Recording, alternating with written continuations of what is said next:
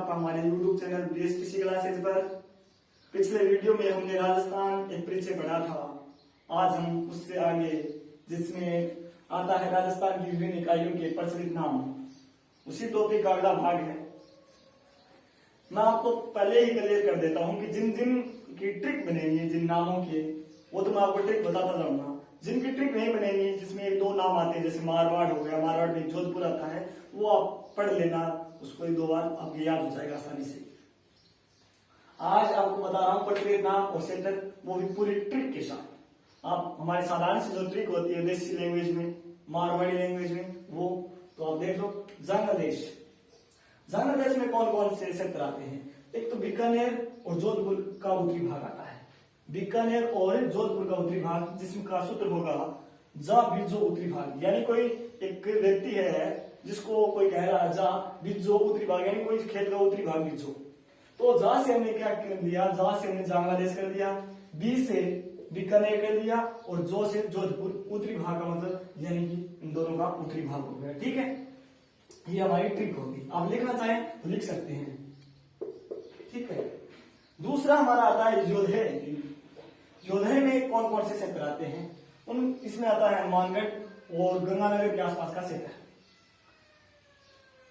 इसकी जो ट्रिक होगी वो ये होगी हमारी, जो हनुमान गंगा के आसपास है, जो हनुमान यानी कि कोई हनुमान जी, हमारे हनुमान जी है ना, उसकी बात हो रही है कि ये हनुमान, जो हनुमान है वो गंगा के आसपास है, ये सालासर में नहीं है, ऐसे आप समझ लेना।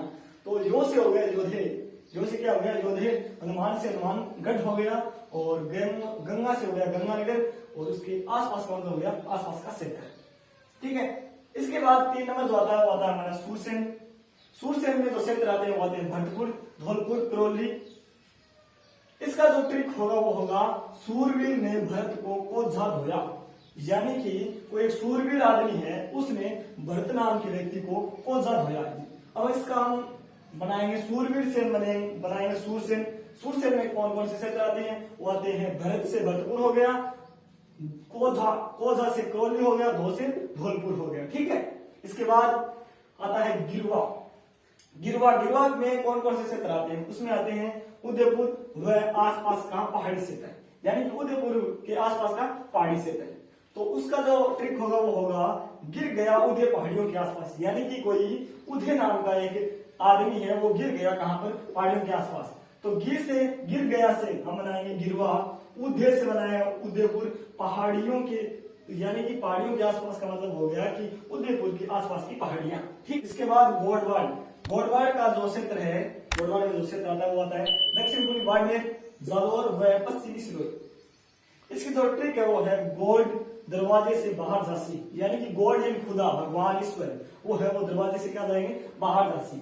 इसका गोड से हो गया हमारा गोडवाड़। गोडवाड़ में कौन कौन से क्षेत्र आते हैं? वो आ गया दह से दक्षिणी पूर्वी, बाहर से बाड़मेर, जा से जालोर, और सी से सिरोही। यानी इसके बाद शेखावाटी। शेखावाटी में जो जिले आते हैं वो है हमारे चूरू, सीकर, झुंझुनू। इसकी जो ट्रिक होगी वो होगी शेर ने चूसी झपटी। शेर से हो गया शेखावाटी यहां पर, और चू से हो गया चूरू, सी से हो गया सीकर, झपटी से हो गया झुंझुनू। ये इसकी ट्रिक है, याद रखें।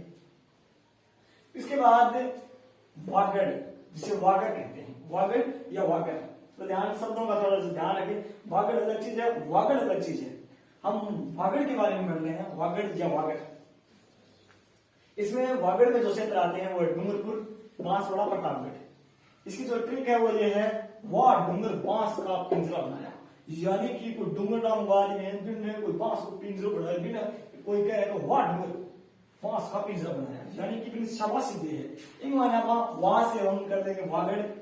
वागड़ में कौन कौन से जिले आते हैं? वो हो गए डूंगर से डूंगरपुर, बांस से बांसवाड़ा, पी से प्रतापगढ़। ठीक है, इसके बाद बागड़।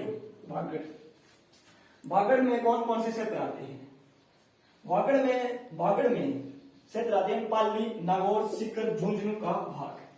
पाली, नागौर, सीकर, झुंझुनू का भाग। इसका जो ट्रिक है वो है बापना सा झुंझुना चाहिए। यानी कि कोई एक आदमी है जिसका नाम है बापना, उसको सा लगाते हैं, बापना सा झुंझुना चाहिए। तो हम बाद से कर देंगे बागड़। बागड़ में जो क्षेत्र आते हैं पाली, नागौर, सीकर, झुंझुनू, उसका हमने कर दिया पै से पाली, ना से नागौर, सा से सीकर, झुंझुना से झुंझुनू। ठीक है, ध्यान रखें इसको स्पेशल। इसके बाद मोराठ का पठारी क्षेत्र। मोराठ के पठारी क्षेत्र में जो क्षेत्र आते हैं वो है हमारे उदयपुर जिले की गोगुंदा और राजसमंद की कोमलगढ़ तहसील। ठीक है, उसके बाद हमारे ये थोड़ा ध्यान रह जाएगा, उदयपुर जिले की गोगुंदा और राजसमंद की कोमलगढ़ तहसील। ये कोई इसमें ट्रिक बताने वाली बात नहीं, मुझे नहीं लगता कि इसमें ट्रिक क्या समझ पड़ेगी। इसमें ये है कि उदयपुर की गोगुंदा तहसील है और राजसमंद की कोमलगढ़ तहसील है। ठीक है, इसके बाद है हमारे मत्स्य क्षेत्र। मत्स्य क्षेत्र में आते हैं अलवर, भरतपुर, धौलपुर, करौली। इसका जो हम ट्रिक है वो है मैं अभी धोख मारू, यानी कि पूजा करेंगे मैं धोख मारू, तो बाई में लगानी है मैं अभी धोख मारू। मैं से मत्स्य हो गया, सॉरी, और ऐसे अभी से ऐसे हो गया अलवर, भी से हमने कर दिया भरतपुर, और धो से धौलपुर, और कैसे करौली। इसके बाद हड़ौती। हड़ौती में जो जिले आते हैं वो आप सभी को बताइए, वैसे तो कोटा, बूंदी, बाला, झालावाड़, फिर भी इसके हम ट्रिक बना रहे हैं। ट्रिक का नाम है होको जालो बुद्ध बाबा, यानी कि होको जानो मतलब और बिन पकड़ लो या बिन ये हमारी चलो यूज कर लो, जानो मतलब यूज करना। एक बार ऐसे मान लीजिए आप, हो से हो गया हड़ौती, को से कोटा, जा से झालावाड़, बू से बूंदी, और बा से बारा। ठीक है, इसके बाद मालानी। मालानी क्षेत्र में आते हैं बाड़मेर, जादौर का क्षेत्र। इसमें कोई ट्रिक वाली बात नहीं है, दो ही नाम है मालानी में, बाड़मेर, जादौर। ठीक है, मालवदेश मैं ये इसलिए बता रहा हूँ क्योंकि ये मुझे लगता है इंपॉर्टेंट है।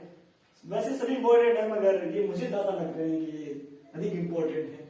तो इसके बाद मालवदेश में प्रतापगढ़, झालावाड़ दो ही है, इसमें कोई ट्रिक वगैरह जरूरत ही नहीं पड़ेगी। इसके बाद डांग क्षेत्र में जो जिले आते हैं वो है, जो क्षेत्र आते हैं धौलपुर, करौली, फरमान।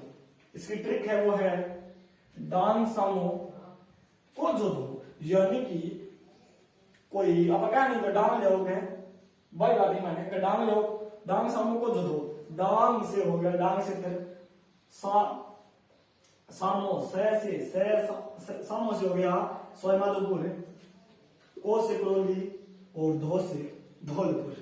ठीक है, इसके बाद चित्रपुर में हमारे नागौर आता है। मारवाड़ में आप सभी को पता है कि जोधपुर राज्य के आसपास का क्षेत्र आता है। मुझे यूं लग रहा है कि शायद प्रश्न आएगा इनमें से, तो जो मैंने इन प्रचलित इकाइयों के जो प्रचलित नाम है उनमें से जो जहां से प्रश्न बनने वाला है वो आप बता दिए। एक बार आप थोड़ी सी और रीडिंग लगा लेना इसकी पूरी चैप्टर की। इसके बाद हमने पढ़ लिया, सबसे पहले हमने पढ़ा था राजस्थान एक परिचय में, उस राजस्थान के नामकरण के बारे में हमने जाना। इसके बाद हमने राजस्थान की विभिन्न इकाइयों के प्रचलित नाम जाने। आगे की जो भी इसमें टॉपिक है वो टॉपिक इस प्रकार से है कि विभिन्न समितियों के अध्यक्ष, उपनाम, महान व्यक्तियों के उपनाम, आगे के जो भी टॉपिक उसको मुझे नहीं लगता कि उसमें कोई बताने वाली बात है, वो आप पढ़ लेना। पढ़ने से ज्यादा बेटर तरीके से याद हो सकती है, उसमें कोई समझाने वाली बात नहीं है। आज का ये हमारा सेशन समाप्त हो गया। धन्यवाद। अगर वीडियो पसंद आया हो तो लाइक करें, चैनल को सब्सक्राइब करें, ज्यादा से ज्यादा शेयर करें।